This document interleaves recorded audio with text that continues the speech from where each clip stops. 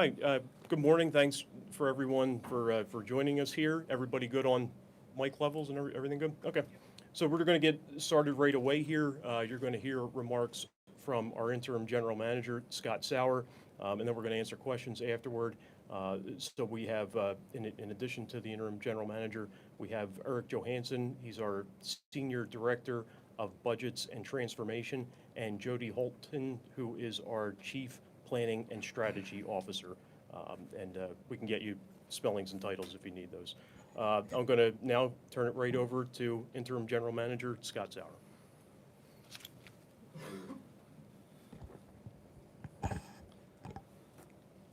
Thanks, Andrew. Good morning, everyone. Good morning. Today, SEPTA releases its fiscal year 2026 budget that will bring massive service cuts and fare increases in the face of an historic funding gap. For more than 2 years, we've been warning that this moment was coming. Now, with our new fiscal year starting on July 1 and a state funding solution still not in place, we have no choice but to budget based on the resources that we have available. Without new sustainable funding for transit, as proposed by Governor Shapiro, SEPTA will reduce service by 45% in the coming year. I'll just repeat that. Without new sustainable funding for transit, as proposed by Governor Shapiro, SEPTA will reduce service by 45% in the coming year. That will be coupled with a 21.5% fare increase and reductions in our workforce, beginning with an across-the-board hiring freeze beginning in September. Given the dramatic impact that these measures will have on ridership, the reality is that we would start the dismantlement of public transit for our city and region as we know it today. These cuts will occur in stages, beginning August 24th, when the fall schedules go into effect. Immediate service cuts would include the elimination of 32 bus routes and significant reductions on others, along with cuts to the number of trips we run on regional rail, the Broad Street and Market Frankford lines, and our trolleys. Fare increases would go into effect September 1st, and by January 1st, we will begin implementing further cuts. 18 more bus routes for a total of 50 eliminated in the budget year, 5 regional rail lines, including the Paoli-Thorndale, which is one of our busiest in the system, more cuts to Metro rail service, and a system-wide 9 o'clock p.m. curfew on all rail services. While these changes are going into effect, we will be monitoring the size of the workforce needed to provide this fewer service. We would expand management hiring freezes now in effect and would need to look at workforce reductions as a last alternative starting next spring. All this would leave our city and region with a SEPTA that is a shadow of itself, less useful for our riders, and more expensive due to the large fare increases. Reliable options for everyday travel to school and work would be greatly diminished. Beyond regular riders, those traveling to games at the sports complex and other special events would have to navigate the 9 p.m. curfew for rail services along with other restrictions. We would be forced to cease providing any additional service to the sports complex or other special events, and this includes plans to support the World Cup and other 2026 celebrations to mark the 250th anniversary of our country. The effect on local businesses would be immediate and far-reaching. Those who can afford to do so will likely switch to driving, and that would add significant congestion to our already overcrowded roadways. Nearly 800,000 trips are taken on SEPTA on an average weekday. We expect to lose 350,000 of those with these cuts. That's more people than the busiest section of I-95 carries in a day, and for those who remain, service will be much less frequent and much less reliable. So let me stop for a second and make this clear. This doesn't have to happen.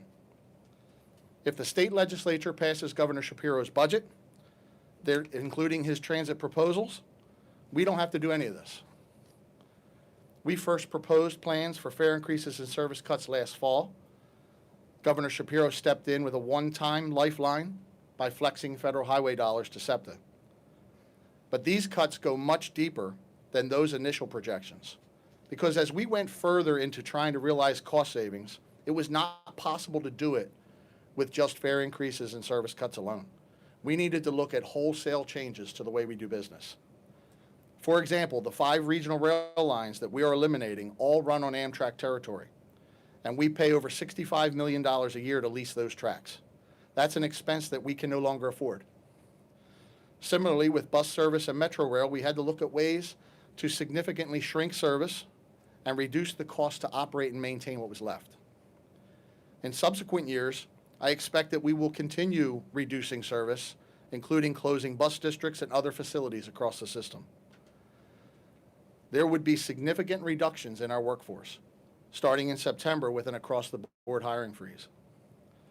It is important to remember why we are in this situation and what SEPTA has been doing and continues to do to prepare for this.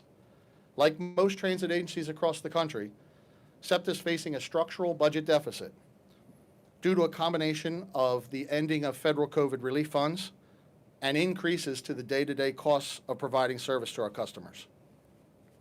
The federal COVID funds helped SEPTA maintain service through the pandemic as fare revenues bottomed out, but SEPTA continued to run service for our most essential customers and the most essential trips that we provide.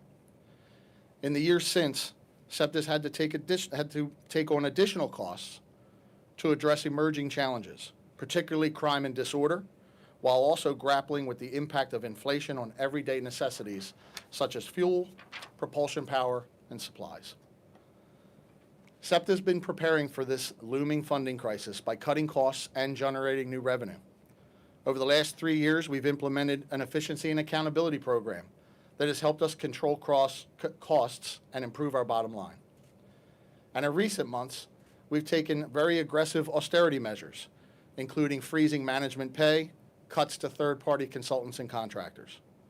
But we've also increased revenue. A 7.5% fare increase that went into effect December 1st has generated $14 million in new revenues. We've added back parking revenues, as we've now required customers to pay for parking at all SEPTA's lots. And of course, at the same time we're doing all this, we're growing. Ridership and fare box revenue has been increasing year over year, month after month. And thanks to these efforts, we've managed to reduce our budget deficit to its current state of $213 million. We've managed to implement these measures while continuing to improve reliability and deliver on safety and security enhancements. We have continue to be careful stewards of taxpayer dollars, and we provide high return on investment to the city, the region, and the Commonwealth. The economic activity of the Southeast region powers Pennsylvania like no other, and none of that is possible without SEPTA getting people to work, to school, to medical appointments, and other destinations. If we're forced to start dismantling this system in the coming fiscal year, SEPTA will shift from driving the region's economy to holding it back. And I want to be clear, once we start making these deep cuts that we are proposing, it will be extremely difficult and much more expensive to reverse it. Without additional investment in the form of a new sustainable funding source, we will be left with a SEPTA that is greatly diminished. This is a dire situation, but I want to stress that we are focused on making the case for SEPTA in Harrisburg and elsewhere. And I'm confident that we have a great story to tell. We're grateful for the continued support of Governor Shapiro and our legislative delegation. I also want to highlight the tremendous support we've received from the City of Philadelphia and Mayor Parker, who's led the way by increasing funding for SEPTA, as has all 4 of our counties. They realize SEPTA's value. It's heartening to have this strong support from SEPTA's advocates, and we're committed every day to doing everything possible to avoid this. I'm happy to take questions. Scott, the regional rail lines that would be eliminated, is it as simple, did you identify them simply by having to pay rent to Amtrak, or how did you identify those lines? Yeah, I mean, first and foremost, we were looking for, in the second wave of cuts, we were looking for structural changes, fixed costs because we are very heavily reliant on fixed costs. The Amtrak lease payment was a driving factor in identifying the 5 regional rail lines. And Scott, why did you propose these changes now? If I remember the last budget cycle, the budget was put out assuming Governor Shapiro's plan Yeah, so last year we phrased it as we budgeted on hope. Governor Shapiro put us in his budget last year, and we hoped that the legislature would pass that budget and create a funding source for SEPTA. It didn't happen, and we found that in the fall last year, when we came to you all then and talked about service cuts and fare increases, we were scrambling to try to fill a huge deficit in our budget. Our board charged us this time to not do that. Budget with what you have in hand. Budget with the funding that you know you will get, not based on what the legislature may or may not do. And in order to do that, we had to fill that deficit that's there structurally that the governor is proposing to fill. And these cuts, and the reason why these cuts go so deep is because we soon realized that the 20% and the 21.5% that we had proposed last fall were not going to be enough to close $213 million. In fact, it was not even close. When you account for elasticity of ridership, assuming riders will leave, but then what that 20%, 20.5%, 21.5% left us with is a net savings of about $50 million. So we had to find another 160 some odd million dollars in savings in order to realize a balanced budget, which we are required to provide, by the way, a balanced budget for the fiscal year. Scott, how did the recent contract negotiations come to play? You mean last year's contract negotiations? Look, I mean, we actually were, this fiscal year, 2025, we were made whole by Governor Shapiro's flex. So going into next year, I mean, everything, all of our costs are rising. Labor costs, we know what they are because of the contract. So it's just an added cost that we'll always realize because we are very heavily reliant on people to do these jobs. So contracts for labor unions, our management salaries all factor into this. So it's just another cost that we have to account for. Scott, the Yes, governor is saying yesterday in his comments, it's up to the Senate to take this up. This has passed the House 3 times, the Senate never has. Senate Majority Leader Pittman's office did release a statement to us when we asked, what they thought about that. And they did say that SEPTA has demonstrated a degree of progress with riders paying fair share and implementation of greater efficiencies, but the state cannot be left fully footing such a large transit increase. Given their own struggle with a structural deficit, I believe SEPTA should have an appreciation for the fiscal deficit and should come to the table with more modest requests. Is that a possibility, to come to them with something more modest? So in order to provide the service that we provide today, this is what it costs. A modest request means less service. And I believe that the region has put up. The city of Philadelphia, the counties have all increased their share when they didn't have to. They increased it last year. They've committed to an increase this year. So they are actually exceeding what their obligation is. Our customers are paying more. They're paying more this year than they paid last year. And with this proposal, they'll pay even more. We're comfortable working with Senator Pittman and anyone else for that matter on how to craft a viable solution. But anything less than what we're proposing now, we have to remove service. We have to cut service. But I will say this much: we've done a lot already to reduce our costs, reduce our expenses, and we're not done. We're not saying that we've achieved all we can achieve. We know that there's probably more we can do to be leaner. There's more we can do to save on costs, but we're not going to save $213 million. There's no amount of cutting internally and still holding on to the service we provide that's going to provide us $213 million.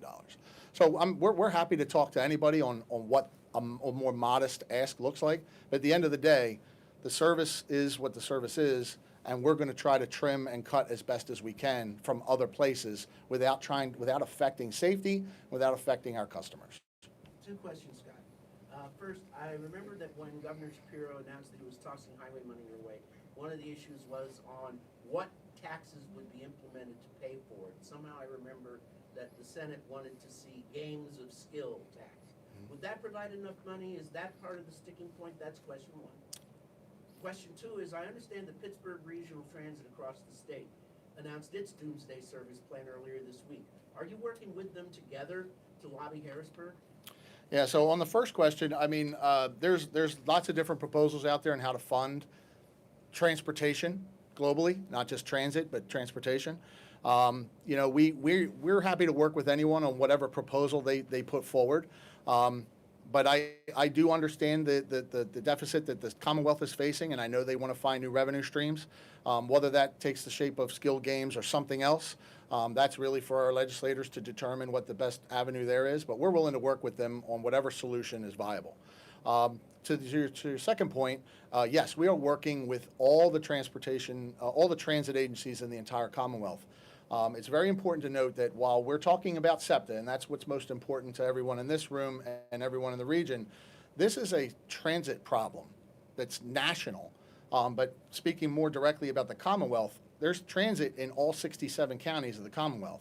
And each one of them will be faced with the same problem we're talking about here about SEPTA today.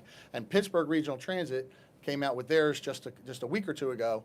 And yes, we are coordinating with all of our sister agencies in the Commonwealth to talk about a viable solution. So yes. Conversations that have happened with private entities, say sports teams down in South Philly who would not get people to games, or perhaps restaurants and centers, C districts, and other large employers that will be substantially affected by these cuts? Yeah, we've had conversations with almost every single one of them. We've been in conversations with the Chamber of Commerce. We've talked directly to the sports teams, directly to hospitals, educational institutions. Listen, they all see the value in what SEPTA provides, because not only do we take their customers to use their services, but their employees ride SEPTA. If on any given game night, if you're down watching the operation down there in South Philadelphia, you'll see us handle lots of customers, lots of fans coming back and forth from the game. But if you wait long enough, you'll see all the employees that work in those stadiums come through those turnstiles as well. So we've had conversations with all the businesses, all the civic leaders of the region. They are all supportive of the needs that we have, and they have committed their advocacy to us as well. Have they committed any potential extra money, maybe offering a little more for the Key Advantage? I mean, we have about 100,000 folks registered in Key Advantage, and more. We are always in conversations with more. So yes, we are approaching folks, and people are joining us all the time. Some very small, some smaller businesses, and some of the larger corporations as well. So we've been in conversations with everybody within the city to try to get them to join in.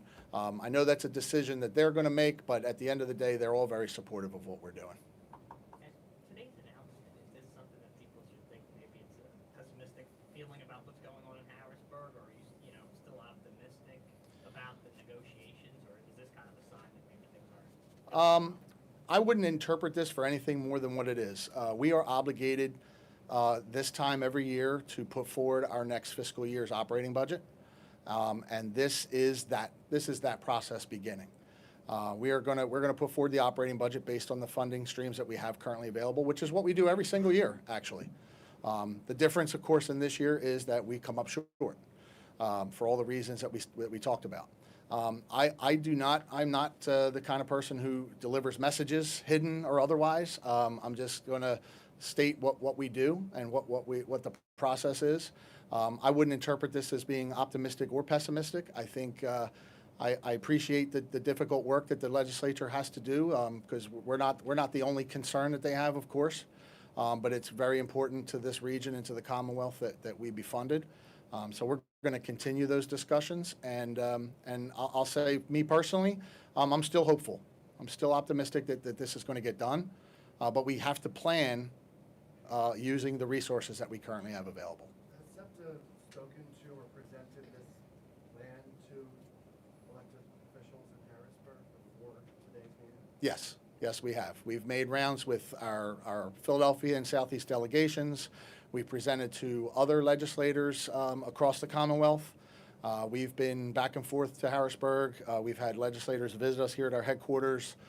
So yes, they are well aware of the plan before now. The city looked like it was going to cancel a couple fare subsidy programs, and now maybe they're back. How much revenue does that represent? What role does that have in these calculations? Yeah, I mean, we were pleased that Mayor Parker decided to reinvest in Key Advantage for their employees.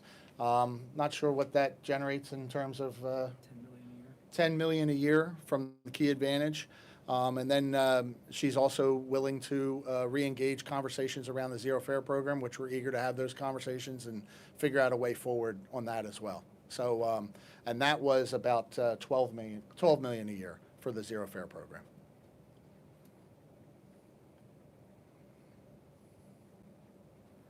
Does the usage of the Amtrak lines, does that, how could that possibly bring Congress into negotiating and federal funds? I don't know if that directly brings Congress into this or not. Amtrak certainly has a congressional stake, but we do not. We you know, this is entirely a Commonwealth issue. The monies that we pay to Amtrak, I don't know if Congress would take an interest in whether or not they receive those monies from us, but yeah, I can't really speak to their interest in this, but we're entirely the Commonwealth's issue. What would the base fare for the city go up to under your plan? The base fare would rise from $2.50 to $2.90, which would tie us as the highest in the country with MTA of New York. Everyone good? All right, thanks, everyone. All right.